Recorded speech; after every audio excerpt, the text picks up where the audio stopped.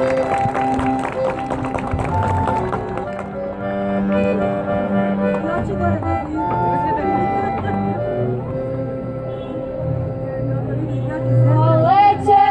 dva sokola pravo sa neba i padoše pred manastir Petra Svetoga. Jedan nosi zlatnu krunu cara Dušana, drugi nosi britku sablju hrabrog Miloša.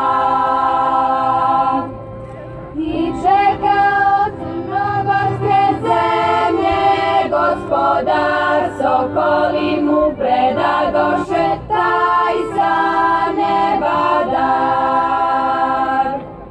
Sjediniću srpske zemlje krunom Dušana, odbraniću srpski narod sabljom Miloša.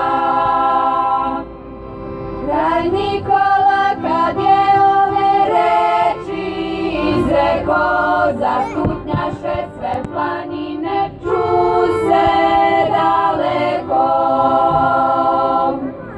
Sjediniću srpske zemlje krunom Dušana, odbraniću srpski narod